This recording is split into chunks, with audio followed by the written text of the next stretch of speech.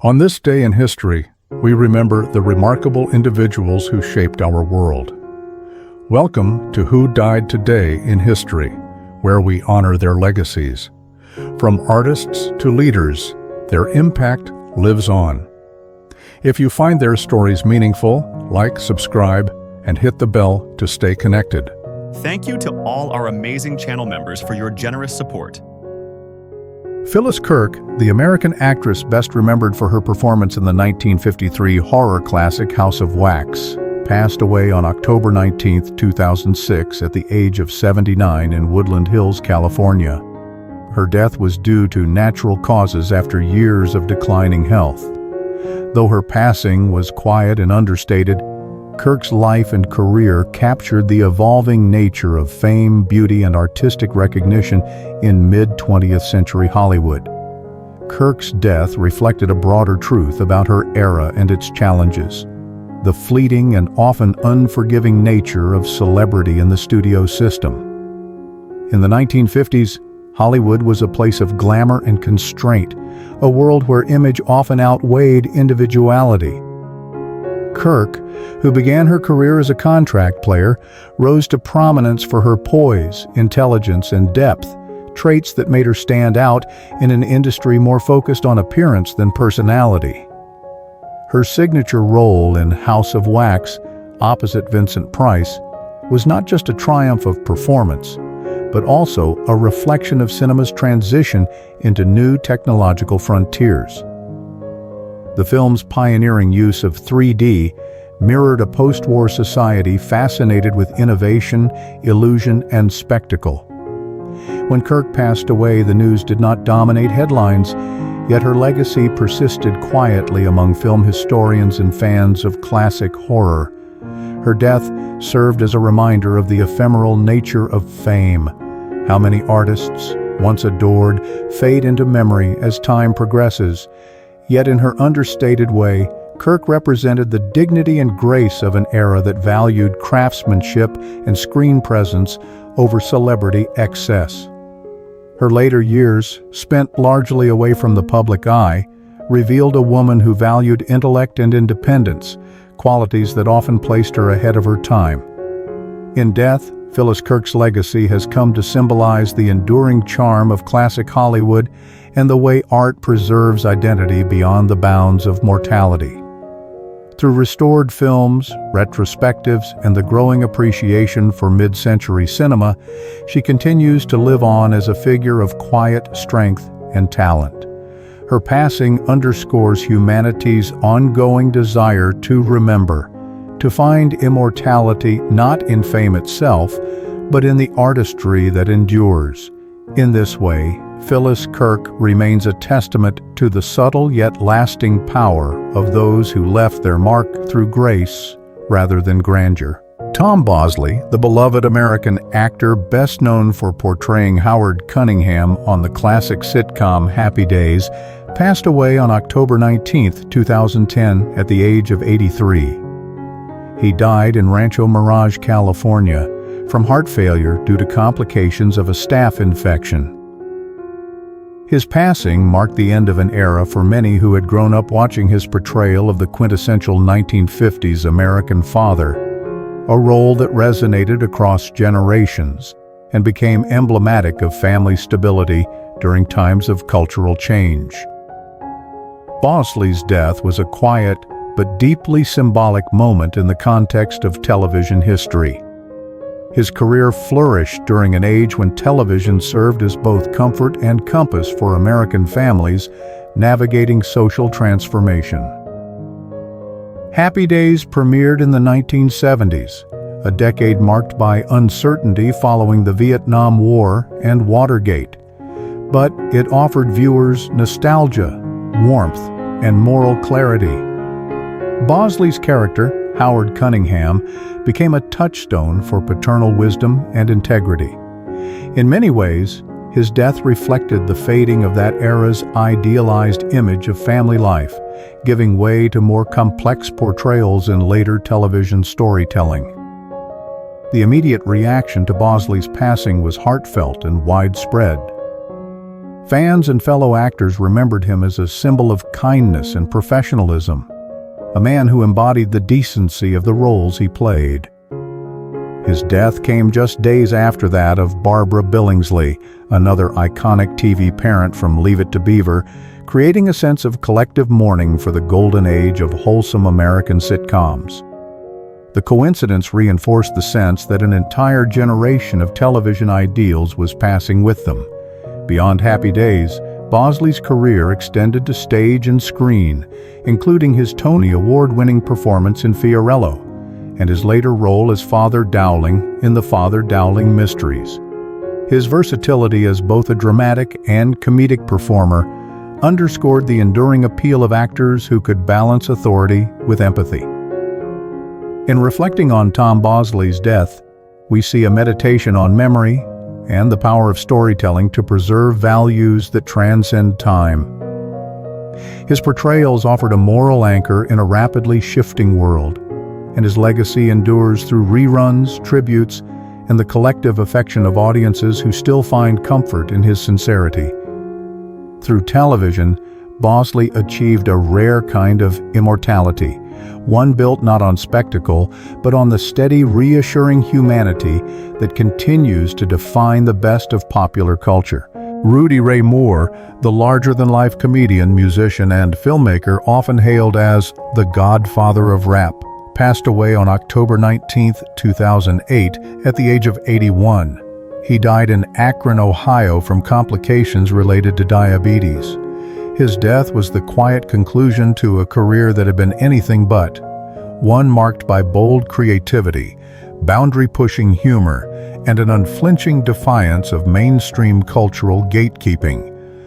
Moore's passing symbolized the fading of a unique era in African-American entertainment, one rooted in underground performance, raw self-expression, and the unapologetic reclaiming of Black identity. In the 1970s, while Hollywood often marginalized Black artists, Moore created his own lane through independent filmmaking and self-financed comedy records. His alter ego, Dolemite, became a cultural icon, a flamboyant, streetwise character who embodied resistance against systemic oppression with wit and swagger. When Moore died, he left behind not just a filmography, but a philosophy that art made on the fringes could challenge the cultural status quo. The immediate reaction to his death reflected this paradox. While mainstream media gave limited coverage, within hip-hop and underground film circles, tributes poured in. Artists like Snoop Dogg, Eddie Murphy, and Busta Rhymes publicly credited Moore as an essential influence on their art and attitude. His rhythm-infused storytelling and explicit wordplay directly shaped the foundations of rap, long before the genre found global dominance.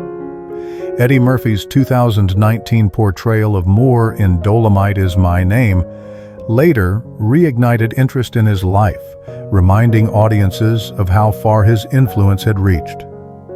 Moore's death also reflected a larger truth about the entertainment industry, how innovators often die without the recognition they deserve, only to be rediscovered posthumously. His career was built on self-belief in a time when few others shared it.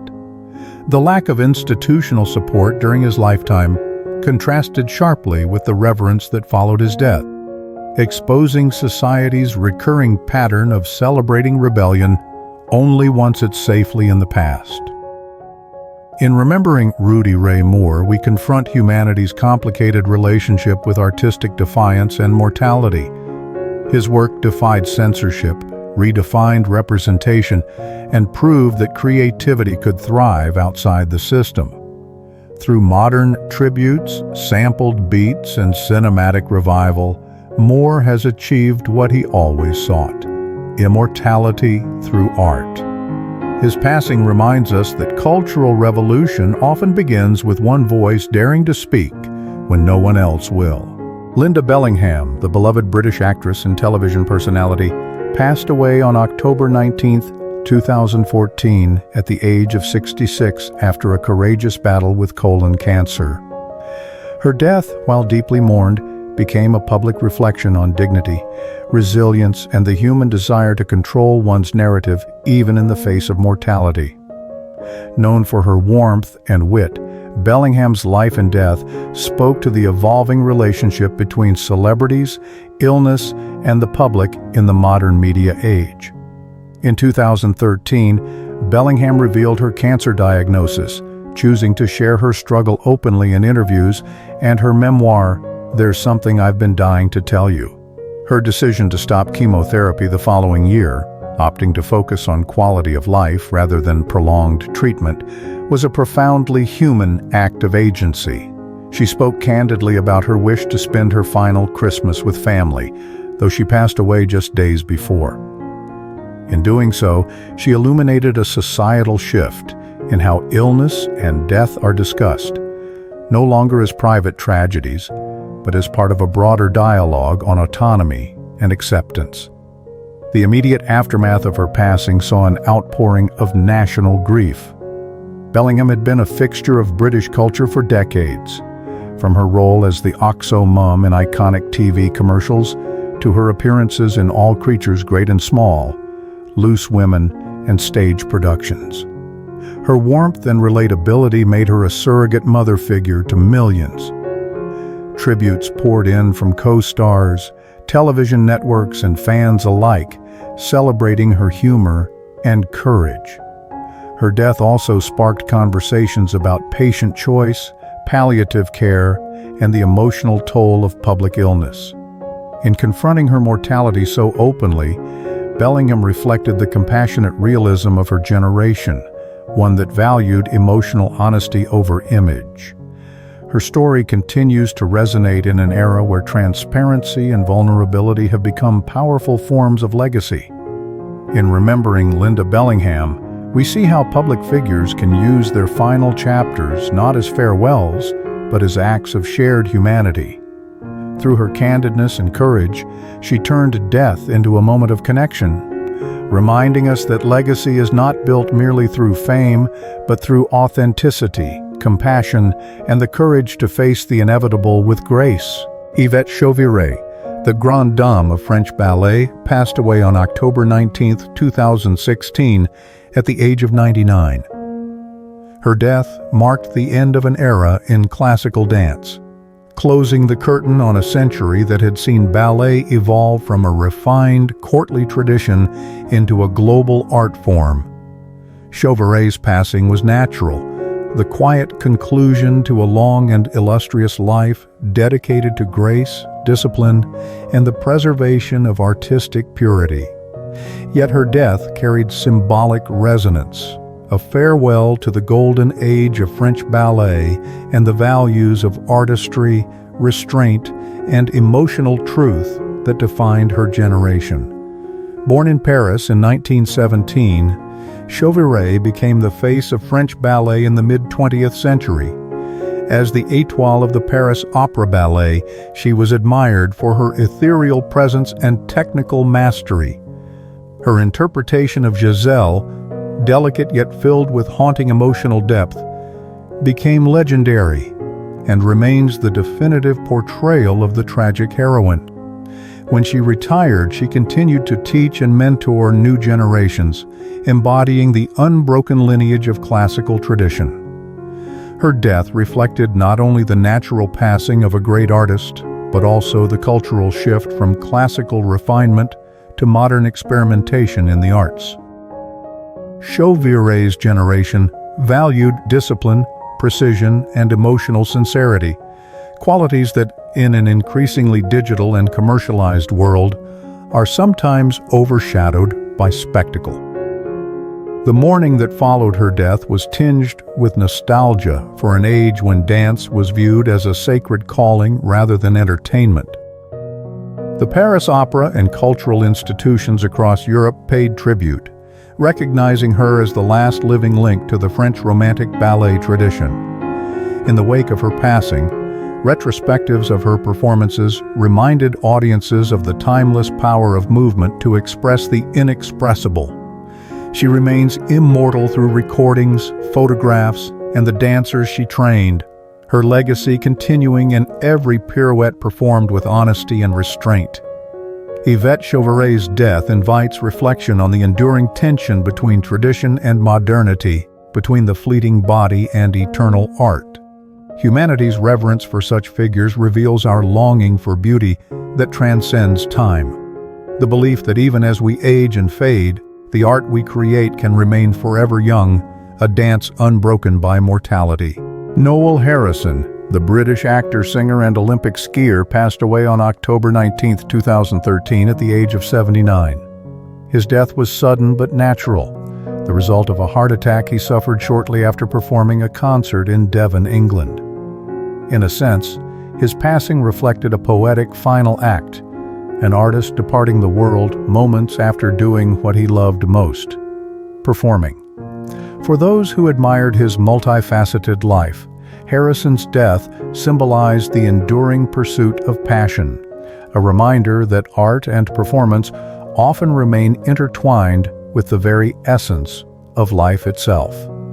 Born in London in 1934, Harrison grew up in the shadow of his father, the celebrated actor Rex Harrison. Yet Noel carved his own path, one that spanned across music, television, and film. He gained fame in the 1960s both as an actor, notably for his role in the hit spy series The Girl from UNCLE, and as a singer with his haunting rendition of The Windmills of Your Mind, which won the Academy Award for Best Original Song after appearing in The Thomas Crown Affair, 1968. His career reflected the artistic experimentation and global optimism of the 1960s, an era when cultural boundaries were blurring and the arts became a means of expressing newfound freedom. His death, coming after a small local performance, underscored a generational contrast. Once a star of international acclaim, Harrison had long since retreated from fame, preferring a quieter life in rural England. This retreat mirrored the values of his later years: humility, reflection, and a devotion to pure artistry over celebrity. In a time when fame is often fleeting and performative, Harrison's quiet exit highlighted a fading ideal, that an artist's worth lies not in publicity, but in the authenticity of his craft. The response to his passing was heartfelt but understated, much like his later career. Fans and fellow musicians remembered him not as a celebrity, but as a true performer, one whose art was inseparable from his spirit. Through his music and recordings, Harrison remains immortalized as a figure of quiet grace and depth. Noel Harrison's life and death remind us that legacy is not defined by the noise one makes in life, but by the echoes that linger after silence falls. The songs, performances, and emotions that continue to move us long after the artist has taken his final bow. Graham Crowden, the distinguished Scottish actor known for his eccentric wit and commanding stage presence, passed away on October 19, 2010, at the age of 87. His death was attributed to natural causes, marking the peaceful close of a life steeped in theatrical brilliance and quiet rebellion against convention. Crowden's career had always reflected an unyielding independence. He famously turned down the role of the Doctor in Doctor Who during the 1970s, preferring to carve a path defined by his own terms. His death, though not sudden or tragic, came as a poignant reminder of a generation of British actors whose careers bridged the gap between traditional repertory theatre and the age of television celebrity. The timing of his passing held symbolic weight. By 2010, British television and stage acting had shifted toward a new digitalized landscape. Streaming services and globalized productions were beginning to eclipse the local, character-driven performances that defined Crowden's heyday. His death quietly underscored the fading of an era in which eccentricity and intellect flourished side by side, when the art of acting was deeply rooted in dialogue, nuance, and cultural satire rather than spectacle. The immediate aftermath of his death was marked by tributes from fellow actors and playwrights who celebrated his sharp humor, his fearless portrayal of flawed men, and his deep commitment to his craft. His roles in A Very Peculiar Practice and Waiting for God became touchstones for a particular kind of British cynicism, humorous, yet profoundly humane. Fans and critics alike reflected on how his understated legacy challenged the modern obsession with fame, revealing instead the quiet dignity of artistic integrity. Crowden's death did not shift global history, but it deepened the cultural memory of a time when character actors could command immense respect without the trappings of celebrity. It reminded audiences that mortality, though inevitable, can illuminate the enduring vitality of art that speaks to the complexities of aging, intellect, and individuality. In remembering Graham Crowden, we confront how art immortalizes those who resist the ordinary, how memory, like performance, transcends the boundaries of time, leaving behind a voice that still echoes with wisdom and mischief. King John of England, often known as John Lackland, died on October 19, 1216, at Newark Castle after a short but severe illness, likely dysentery, amid the chaos of civil war. His death was natural, yet its timing and context carried immense political and symbolic weight. John's final days reflected the turbulence of his reign, a monarch at odds with his barons, excommunicated by the Pope, and presiding over a realm fractured by rebellion and distrust. The man who had signed, then renounced the Magna Carta, a document that would become the cornerstone of constitutional liberty, met his end in a state of physical and political decline, his power slipping away as swiftly as his strength. The circumstances surrounding John's death mirrored the values and crises of early 13th century England. Feudal loyalty was breaking down, papal authority loomed over royal ambition, and questions of law and governance were reshaping Europe. John's relentless taxation, failed military campaigns in France, and conflicts with both the church and his barons embodied a monarch struggling against the growing demand for accountability. His death, coming at the height of rebellion, could easily have plunged England into lasting anarchy. Yet, paradoxically, it provided the fragile kingdom with an opportunity for renewal. The immediate consequence of his passing was the swift coronation of his 9-year-old son, Henry III. With this shift, royal advisors reissued a revised version of the Magna Carta, a strategic move to restore loyalty and stabilize the realm. Thus, John's death indirectly cemented the survival of the very document he had once tried to destroy. His failure as a ruler became the foundation of one of history's most enduring political ideals, that no king is above the law.